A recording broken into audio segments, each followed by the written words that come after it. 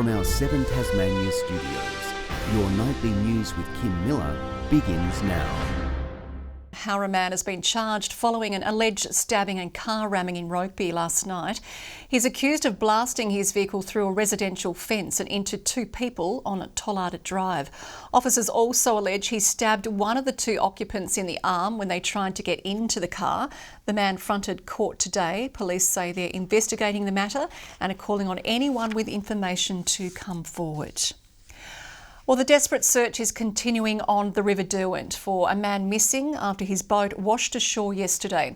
Ruby Cairns is at Derwent Park Marina where he was last seen. And Ruby, what's the latest? Kim, there's been no sign of the man aged in his 70s since he was last seen boarding his boat here alone yesterday at 7 a.m. The alarm was first sounded yesterday afternoon when an unoccupied boat washed ashore at Kingston Beach. Police, along with the Westpac helicopter, began searching both sides of the river, with local lifesavers joining their efforts. Authorities confirming they believe he entered the water without a life jacket after the man's family came forward to report he was missing. The person has entered the water. Given the current water temperature and the overnight temperature, that makes survivability at this point in time, if he was still in the water, very low. Police are now asking anyone who is headed out onto the water to keep an eye out, as the man's family and friends no doubt hold out hope for some good news tonight. Kim. No doubt they do. Thank you very much there, Ruby. Well, the concerning relationship between illicit drugs and illegal firearms is the latest target of a community crackdown on crime. Authorities now looking to the public to help stamp out suspicious behaviour. Tasmania has some of the toughest firearm controls in the world, but still more illegal weapons are making their way onto our streets. Police blaming the drug trade for fuelling the market for guns. Firearms are a common means of enforcement, of debt recovery, of taking out competition. So they're part and parcel, they go hand in hand. That growing connection in authorities' crosshairs as part of Crime Stoppers Week, reinforcing the importance of the public's assistance in cracking a case. It's like a big jigsaw puzzle, and any small part of a jigsaw just fits together, and it may help Taspol. We'll continue to act on every piece of information and conduct our operations accordingly and continue to take those firearms off the street.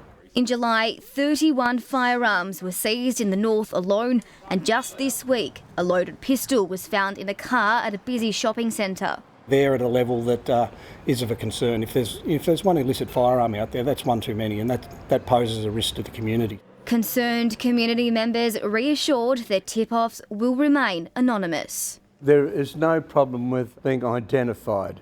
They'll never know. The reality is that they don't give their name, number. Victoria Risto, 7 Tasmania News. Hobart's rental prices have risen for the first time this year. According to Domain's latest report, house rents hit record highs in the September quarter, sitting at $550 a week, while unit prices have jumped by 1.1% to $460. The increases are being driven by the capital's strong and competitive market. Tasmanian shoppers are being encouraged to boycott locally farmed salmon as part of a campaign by the Bob Brown Foundation. Protesters setting up shop outside a Sandy Bay grocer, calling for all retailers to stop selling the product. This industry has destroyed Tasmania's waterways. It's pushed the Maugean skate to the edge of extinction in Macquarie Harbour. Wherever they go, destruction follows. Source some small ocean trout and smoked product from very small suppliers that rely on our support for their ongoing livelihood. So we still have a small impact on that ecosystem, but it is not a large impact. The Bob Brown Foundation says it will continue ramping up protests across stores, restaurants and supermarkets which sell farmed salmon.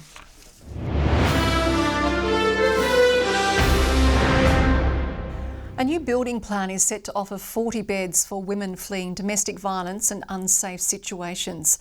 Crisis support groups hope it will mean less people sleeping rough on our streets. This site has housed men for over 50 years, now set to provide crisis support to Tasmanian women in need. Around about 8 women out of every 10 could not be accommodated in Tasmania when they were experiencing crisis. And we know that those numbers since then have grown. Old Bethlehem House will undergo a redevelopment in coming years, made possible through a $1.2 million contribution with government, as well as from other crisis support services. With 43 beds on offer for women to stay for up to 2 months or as needed.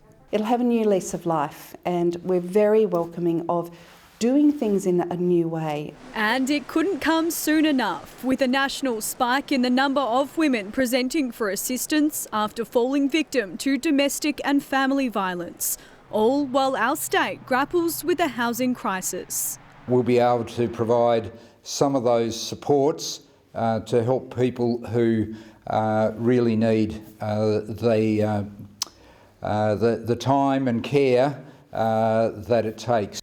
With work at St Vincent de Paul's Argyle Street site planned to begin before Christmas, the plan is for both centres to operate collaboratively once completed. The intent is, just as we've supported so many men over the years with Bethlehem House, to now develop a new vision for women experiencing homelessness in the Hobart CBD.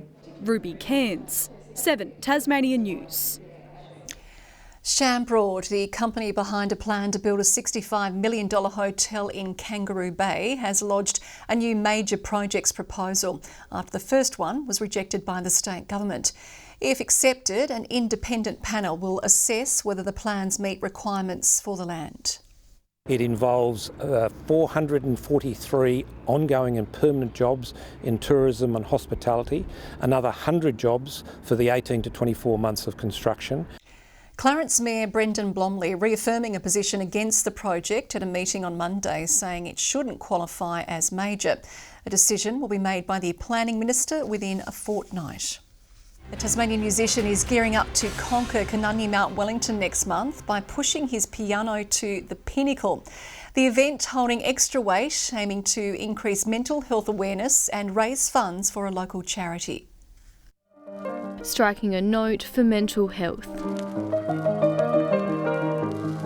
Local musician Kelvin taking his love for music to new heights. I've dreamed of playing on the top of Canunny. He's set himself a challenge next month, attempting to push his 240-kilogram piano to the pinnacle in just 24 hours. Not a secret that I enjoy a challenge. I'm really excited to see if this is even possible.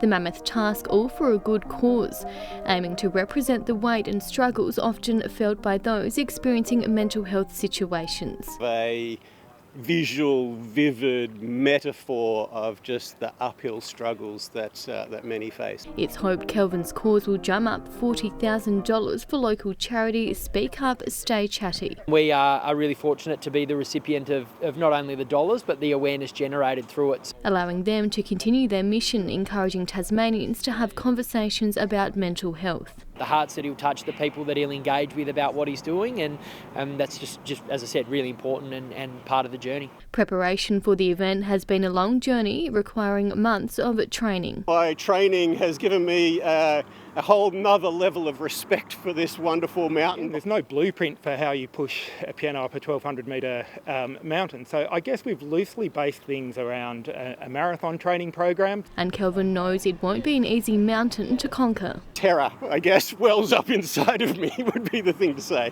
He'll embark on his journey November 16. Rebecca Gadineris, 7 Tasmania News. Two opponents to the Macquarie Point Stadium are joining forces to highlight the impacts of the proposed development. RSL Tasmania and the Tasmanian Symphony Orchestra will hold a vigil at the Hobart Cenotaph next month in celebration of Australia's oldest state war memorial.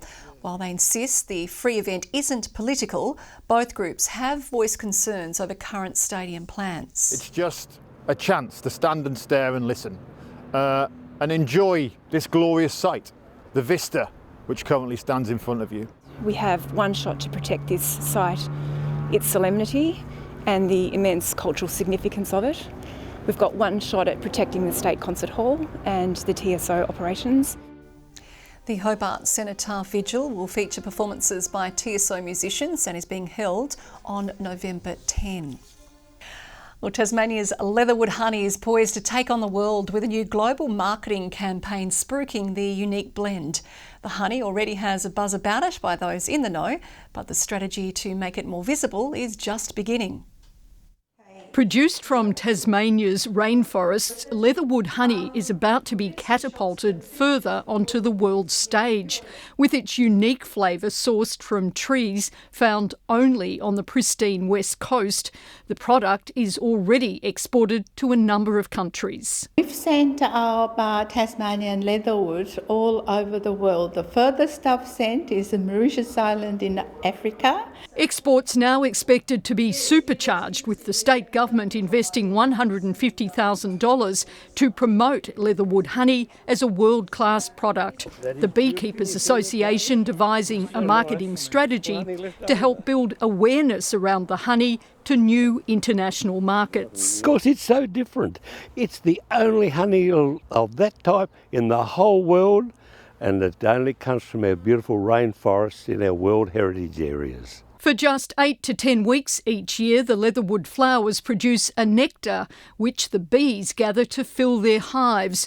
Tasmanian hives produce about 1,000 tonnes of the succulent honey each year, of which half is exported. It's just like a honey, but it's got a floral flavour with it as well. It's just beautiful. The taste linger on. Taia is a trainee beekeeper and loves her job. No 2 days are the same. You go everywhere in Tasmania, some places other people haven't even seen. The association keen to encourage others to consider beekeeping as a career. Melinda Ogden, 7 Tasmania News.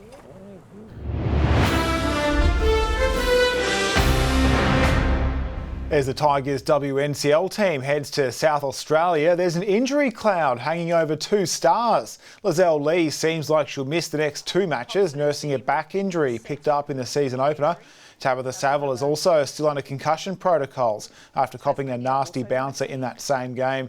The Tigers have 2 matches in Adelaide tomorrow and Sunday before the WNCL breaks for the WBBL season. Glenorchy's got a huge boost in the CTPL, locking in Hurricanes all-rounder Nikhil Chowdhury for the whole season. They're thrilled he can be a regular part of the team after making a few cameos for them last season. We're all pumped to see what he can do for the Pies, and he showed in just a handful of games the class he shows and what he can do for us, and looking forward to seeing it for the whole season. Reigning women's premiers North Hobart have a relatively unchanged squad. Go back to back. So we've nailed it back down on the basics. So getting back into bat v vol scenario kind of stuff now, but just getting our fundamentals back on track for another good season. The Cricket Tasmanian Premier League starts this weekend. Good evening. Hobart 22 today, 20 in Launceston, Devonport 17 and 16 the top in Burnie. Grove recorded 22, 21 in Ouse, Strawn 20, 19 at Smithton and on King Island, 18 for Flinders Island, St Helens and Friendly Beaches, 17 on Maria Island, 16 for Low Head and 13 in Lyweni. Today we saw areas of low-level cloud about the northwest of the state. A mid-level cloud band with embedded thunderstorms sits about parts of SA and southern parts of the NT. The eastern seaboard experienced low-level cloud about coastal ranges. Tomorrow, a high extends a ridge over the east coast of the mainland as a cold front moves over Tasmania, Victoria and western New South Wales. North to northeasterly winds reaching up to 35 knots about the west and south at times tomorrow, with southwesterly swells at 2 metres. A gale warning is in place tomorrow for the far northwest and central west coast. There is also a strong wind warning for coastal waters between Wineglass Bay to Low Rocky Point. Hobart can expect partly cloudy conditions tomorrow, 20 degrees, 21 and a couple of showers for Huonville, much the same in Campania with 20 there. Showers forecast for the north, Launceston 18, 16 for Devonport and 17 the top for Georgetown. Showers extending to the west, 15 the maximum for Burnie, Strawn 19 and 16 in Wynyard. Showery also across the east, St Helens 16, 19 in Swansea and developing showers in Port Arthur, 18's the top. To the 3-day forecast now. Saturday, showers about the west and north, extending to the rest of the state throughout the day, then contracting to the west throughout the evening. Sunday, statewide showers with fresh and gusty northwesterly winds. And on Monday, showers continue with snow falling to the 700-metre mark in the south in the evening, with possible hail about the west and the far south. We'll take a look further north now. 34 in Broome and Alice Springs tomorrow. Sydney and Canberra sharing an expected top of 23 degrees. Wet and windy conditions expected for Melbourne. They're chasing 23. Clear across the state this evening. Hobart 16 degrees, 14 in Launceston and 13 in Devonport. Now the evenings are stretching out in the lead up to daylight saving. Just a few days away now, Kim. That it is. Thanks, Kaya.